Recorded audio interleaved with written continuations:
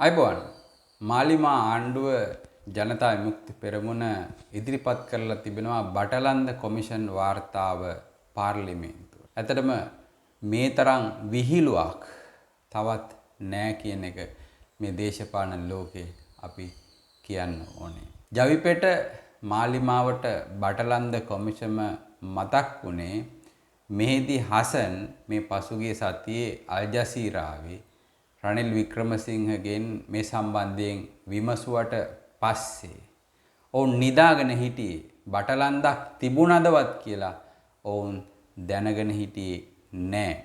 ඇත්තටම ඒක කොච්චර ඔවුන් දැනගෙන හිටියේ නැද්ද කියනවනම් මේ ජනතා විමුක්ති පෙරමුණ රනිල් වික්‍රමසිංහව බලයට ගේන්න දෙවරක් උත්සාහ කළා. දෙවරක් උත්සාහ කළා, එකවරක් සාර්ථක වුණා. පළවෙනි වර තමයි පොන්සේකා ජනාධිපති ධූරයට ගෙනීම එක සම්පූර්ණ බර ඇද්දේ ජනතා විමුක්ති පෙරමුණ. අපි දැක්කා විකිලීක්ස් කේබල් වල තිබෙනවා ජනතා විමුක්ති පෙරමුණ ඇමරිකානු තානාපති කාර්යාලයට පවා ගිහිල්ලා මහින්දට එරෙහිව දාන්න පුළුවන් සාර්ථක අපේක්ෂකයා පොන්සේකා කියලා. පොන්සේකා වෙනුවෙන් පෙනී සිටිනවා. ඒකේ සම්පූර්ණ ඒ ව්‍යාපෘතිය මෙහෙවේ දේශීය වශයෙන් රනිල් වික්‍රමසිංහ. එතකොට රනිල් අගමැති වෙනවා දැනම තමයි ඔවුන් ඒ වෙනුවෙන් පෙනී සිටියේ. ඊට පස්සේ මහින්දට එරෙහිව නැවතත් 2015 ඔවුන් මෛත්‍රීපාල සිරිසේන ගෙනාවා. ගෙනාව විතරක් නේ අවස්ථාවේදී ඔහු ජයග්‍රහණය කළා. ඊට පස්සේ ඔවුන් දැනගෙන හිටිය අනිවාර්යයෙන්ම මෛත්‍රී ජනාධිපති අගමැති රනිල් කියලා. ඉතින් මේ සියලුම අවස්ථාවල ඔවුන් රනිල් වෙනුවෙන් පෙනී සිටියා. ඊට පස්සේ අර දින 52 ආණ්ඩුවේ මෛත්‍රීපාල සිරිසේන රනිල් එක්කලා ගැටුම් හදාගෙන මහින්ද රාජපක්ෂ අගමැති ධූරයට පත් කරපු අවස්ථාවේදී සම්පූර්ණම නැවත රනිල් වික්‍රමසිංහට අගමැති ධූරය ලබා දීම සඳහා දරදී ඇබ්දේ සඳහා මතය නිර්මාණය කළේ ජනතා විමුක්ති පෙරමුණ. මේ අද රනිල් වික්‍රමසිංහට එරෙහිව බටලන්ද කොමිෂන් වාර්තාව පාර්ලිමේන්තුවට දාපු රනිල් වික්‍රමසිංහ වෙනුවෙන් තමයි ඔවුන් එදා පෙනී සිටියේ. ඒ විතරක් නෙමෙයි, මේකේ දෛවයේ සරදමක් තිබෙනවා. මේ යුගයේ, ඒ කියන්නේ මේ ජනතා විමුක්ති පෙරමුණ සහ රාජ්‍ය හමුදාව මේ ගැටුණු යුගයේ, මේ සිවිල් යුද සමයේ මේ අසාධාරණ ලක්වෙච්ච තරුණ ලංකාවේ තරුණයින් වෙනුවෙන් එදා පෙනී සිටියේ මහින්ද රාජපක්ෂ.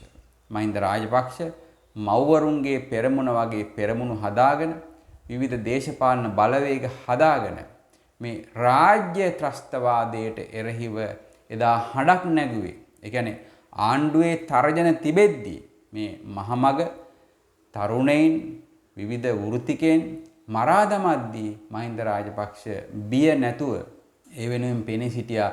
තරුණයින් බේරගත්තා. රාජ්‍ය ත්‍රස්තවාදයට හසු වෙන්න ගිය තරුණයින් තමන්ගේ නිවසේ හංගාගෙන බේරගත්තා. එහෙම කරපු මහින්ද රාජපක්ෂව තමයි අද ජනතා විමුක්ති පෙරමුණේ ආණ්ඩුව ඔහුට හිමි නිවසෙන් පවා පන්නන්න හදන්නේ. ඊට පස්සේ එහෙම මරන්න ගෙනියපු අය, මරපු අය, මේ අසාධාරණ ලක්වෙච්ච අයගේ ලැයිස්තු හංගගෙන ලංකාවෙම ගෙනියන්න දුන්නේ නැහැ එජාප ආණ්ඩුව. ඒවා හංගගෙන ජිනීවා ගිහිල්ලා ඒ ජිනීවාවට මේ සම්බන්ධයෙන් පැමිණිලි කරලා මේ රාජ්‍ය ත්‍රස්තවාදය මේ ජනතා විමුක්ති පෙරමුණට එරෙහිව මුදාහල ඒ රාජ්‍ය ත්‍රස්තවාදයට එරෙහිව එදා නැගී සිටියේ මහින්ද රාජපක්ෂ. එවන් මහින්ද රාජපක්ෂට එරෙහිව තමයි තුන්වරක් මේ ජනතා විමුක්ති පෙරමුණ ක්‍රියා කළේ. ඒ කියන්නේ අර අපි කියපු පොන්සේකා බලයට ගේන්න, ඊට පස්සේ මෛත්‍රීපාල සිරිසේන බලයට ගේන්න, ඊට පස්සේ දින 52 ආණ්ඩුව කාලේ නැවතරන. ඒ සියලුම අවස්ථාවල රනිල් වික්‍රමසිංහ තමයි ජනතා විමුක්ති පෙරමුණ ඒ තමන්ගේ ඒ දේශපාලන ක්‍රියාදාමය සඳහා යොදාගත්තේ. ඒක ඊටාත්ම ඒ දෙගොල්ල අතර දැනගෙන කරපු දෙයක්, සවිඥානිකව කරපු දෙයක්. එතකොට ඒ දවස්වල ඔය යහපාලන ආණ්ඩුව පත් වුණාට පස්සේ කවදද ජනතා විමුක්ති පෙරමුණ කිව්වේ මේ බටලන්ද කොමිසමේ ප්‍රධාන චූදිතයා රනිල් වික්‍රමසිංහ අපි ගේනවා පාර්ලිමේන්තුවට මේ වාර්තාව. එහෙම නැත්නම් ගේන්න කියලා බල කළේ කවද්ද කියලා ඔබ ප්‍රශ්න කරන්න. කවදාවත් ජනතා විමුක්ති පෙරමුණ රනිල් වෙනුවෙන් පෙනී සිටියා මිසක් හැමදාම කවදාවත් බටලන්ද කොමිසමක් ඔවුන්ට මතක් වුණේ නැහැ.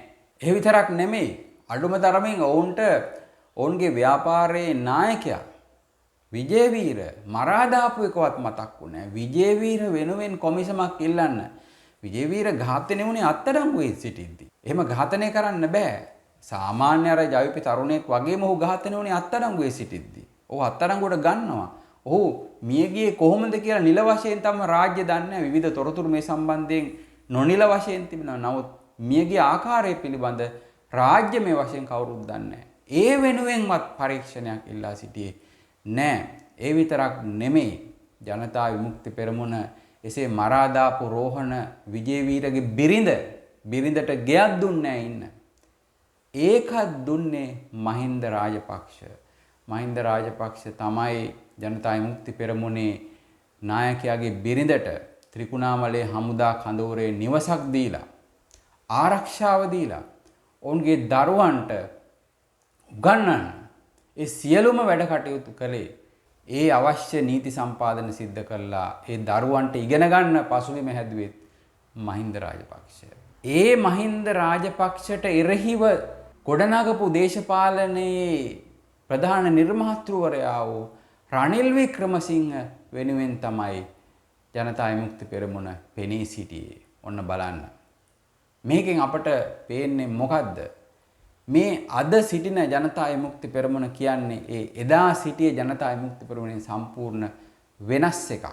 මේ ජනතා විමුක්ති පෙරමුණේ ඉතිරි වුණේ අත වශයෙන්ම ওই 88 89න් පස්සේ ඉතිරි වුණේ එක්සත් ජාතික පක්ෂ ආණ්ඩුවත් එක්කලා එකට වැඩ කරපු අය විතරයි. ගෝනි බිල්ලෝ කියන අය විතරයි ජනතා විමුක්ති පෙරමුණේ ඉතිරි වුණේ. එහෙම නැත්නම් රජයේ එදා එජාප ආණ්ඩුවේ ඔය රනිල් වික්‍රමසිංහ මහත්මයා ඇතුලේ සියලුම දෙනා හිටියේ එජාප ආණ්ඩුවේ මැති ඇමතිවරු එක්කලා ජනාධිපති ප්‍රේමදාස එක්කලා සම්බන්ධකම් පවත්වපු ජනතා විමුක්ති පෙරමුණේ නායකින් විතරයි ඉතිරි වුණේ. සෝමාන් සමරසිංහ පවා පැනලා ගියේ එවැනි අයගේ සහාය ඇතිව. එතකොට අද ඉතිරි වෙලා ඉන්න මේ වර්තමාන ජනාධිපතිවරයා ඇතුළු මේ ප්‍රධාන නායකින් සියලුම දෙනා ඉතිරි වුණේ ඔවුන් හොයාගන්න බැරි වෙච්ච නිසා නෙමෙයි එදා රාජ්‍යයට. නමුත් ඔවුන් සහ එදා රාජ්‍ය සමග සම්බන්ධයක් තිබුණ නිසා ඔවුන් බේරගත්තා විවිධ මාර්ගවලින් විවිධ සම්බන්ධතා හරහා.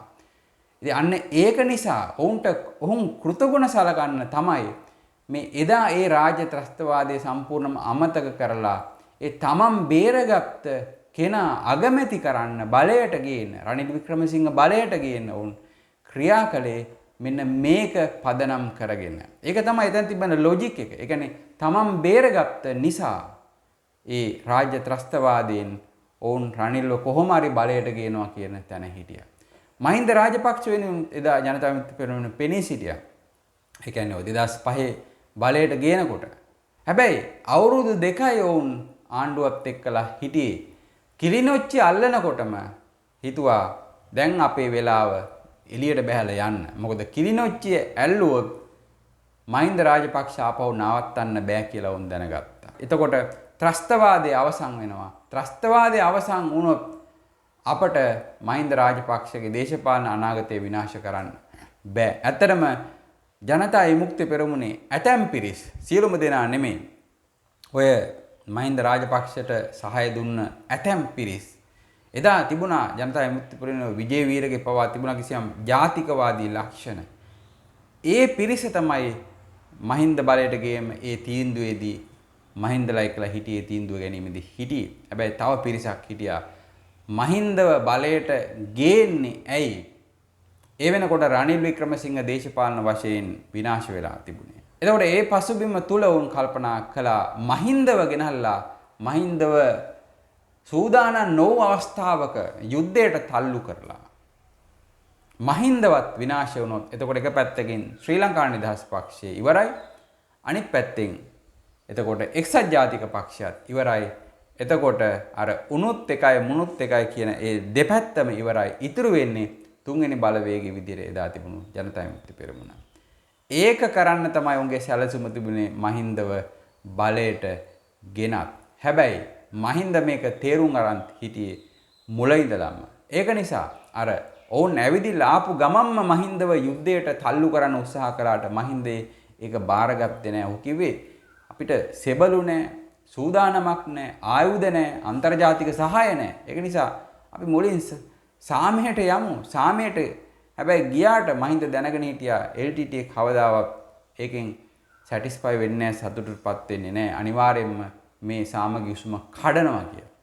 එහෙම ගිහිල්ලා ඒක පොඩ්ඩක් අල්ලගෙන ඉන්න ඇරලා තමයි මහින්ද ක්‍රමෙන් අර LTT අන්තර්ජාතික වේදිකාවේ අපකීර්තියට පත්වනකොට මේ 3000 වරක් වගේ සාමගි උසුම කඩලා අන්න මහින්ද ලෝකයට කිව්වා මෙයාලත් එක්කලා සාමයට යන්න බෑ අපි දැන් යුද්ධයට යනවා කියලා. ඒ පසුබිම ඔහු ඊට කලින් ඒ අවශ්‍ය අවියාවුද රැස් කිරීම ඊට පස්සේ ඔය අපි වෙනුවෙන් අපි වගේ නිර්මාණය කළ සෙබළු බදවා ගැනීම වගේ දේවල් කරලන්නේ යුද්ධයට ගියා.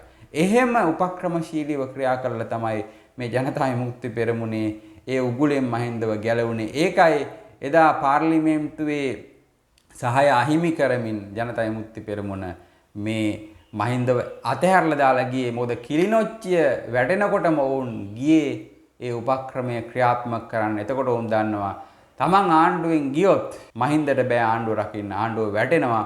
එතකොට මේ යුද්ධය ආපහු තිබුණු පරණ තැනටම යනවා. මැතිවරණයක් තියන්න වෙනවා. එතකොට LTTට නැවත ප්‍රතිසංවිධාන වෙලා ආපහු ලංකාවේ හමුදාවට පාර දෙන්න පුළුවන්. ඉතින් මෙන්න මේ වගේ කලේ මේ සියලුම අවස්ථාවල ඔවුන් බැලුවේ අත වශයෙන්ම රනිල් වික්‍රමසිංහව කොහොමද බලයට ගේන්නේ කියලා. මහින්ද වෙනුවෙන් පෙනී සිටින අවස්ථාවේදී පවා ඒකේ කොටසක් කල්පනා කළේ මහින්ද වෙනුවෙන් පෙනී සිටින බව පෙන්නලා අනිත් පැත්තෙන් රනිල් වෙනුවෙන් ඇත්ත වශයෙන්ම පෙනී සිටීමට. ඉතින් මේ වගේ කරපු ජනතා විමුක්ති පෙරමුණ තමයි අද මේ අල් ජසීරා එක කිව්වට පස්සේ මේ එක පාටම මේ බටලන්දක් මතක් වෙලා අද මේ බටලන්ද කොමිසම වාර්තාව මේ පාර්ලිමේන්තුවට දාලා තියෙන්නේ. අපි හෘද සාක්ෂියෙන් ජනතා විමුක්ති පෙරමුණේ මේ ඉදිරිපත් කරපු බිමල් රත්නායක ඇතුලේ ආගේ හෘද සාක්ෂියෙන් අපි අහන්න කියලා වුන්ට කියනවා. ඔවුන් කවදාවත් ඒක පිළිගන්න එකක් නැහැ. නමුත් හෘද සාක්ෂියට බොරු කරන්න බෑ. මේ බටලන්ද වදකයා කියලා අද චූදිතයා කියලා රනිල් වික්‍රමසිංහට ඔවුන් අද චෝදනා කරනවා.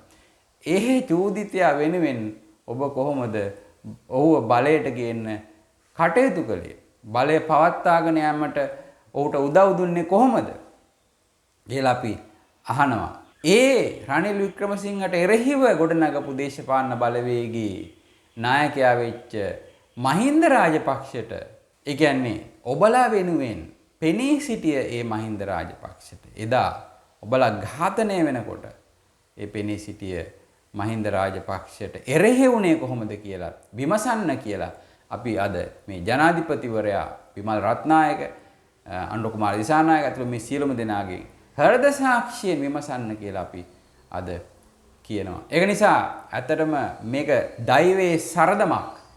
මේ බටලන්ද වාර්තාව අල් ජසීරා එක නිසා හෝ පාර්ලිමේන්තුවට ඉදිරිපත් කරන්නට සිදුවීම සම්බන්ධයෙන් මේක ඉදිරිපත් කරාට මේක අපි කියනවා දැන් අද මේක සංදර්ශනයක් විතරයි. කවදාවත් මේක මත ඉඳලා ක්‍රියාත්මක වෙන්නේ නැහැ මේගොල්ලෝ. මේක සංදර්ශනයක්. මේගොල්ලන්ගේ ආණ්ඩුව අසාර්ථකයි දැන්. මේගොල්ලෝ දීපු පොරොන්දු අසාර්ථකයි. කරන්න බෑ. ඒක නිසා දැන් මේගොල්ලන්ට සතියෙන් සතිය දුවන්න මොන හරි මාතෘකාවක් අවශ්‍යයි. ඒක නිසා තමයි මේක ගෙනාවේ. මේක මේ රනිල් වික්‍රමසිංහට මේ හිරේ දාන්න හරි ඔහුට එරෙහිව නීතිමය ක්‍රියාමාර්ග හරි ගෙන අපේ ගන්න නෙමෙයි. ඒක ප්‍රායෝගිකව කරන්න බැරි දෙයක්. මොකද ඕක එහෙම හිරේ දාන්න පුළුවන් තැනක නෑ. මේ සම්බන්ධයෙන් ওই වාර්තා කමිෂමකින් එහෙම කරන්න බෑ. මේවා සම්බන්ධයෙන් අඩු පවරලා නැවත සාක්ෂි විමසලා ඒ වගේ දේවල් විශාල වශයෙන් කරන්න තියෙනවා. ඒක මම හිතන්නේ ඔය ජවිපයක් දන්නවා. නම් මේ කරන සංදර්ශනේ මෙතනිනුත් කරන්නේ වංචාවක් මේකට. එක පැත්තකින් අර වංචාව කරන ගමන් තමන්ගේ හෘද සාක්ෂියට වංචා කරන ගමන් අනිත් පැත්තෙන් මේ තමන්ට සහාය දෙන අයගේ සහාය පවත්වාගෙන යෑම සඳහා සහ ආණ්ඩුවේ ජනප්‍රියත්වයේ වැටෙනකොට ඒක තව ටිකක් හරි පවත්වාගෙන යෑම සඳහා තමයි මේ වැඩේ වුන් කරන්නේ. ඒ අනුව මොවුන් වංචා කරන දේශපාලන බලවේගයක් කියන එක අපිට මේ සියල්ලම එකට තියලා තිබ්බට පස්සේ තේරුම් ගන්න පුළුවන්.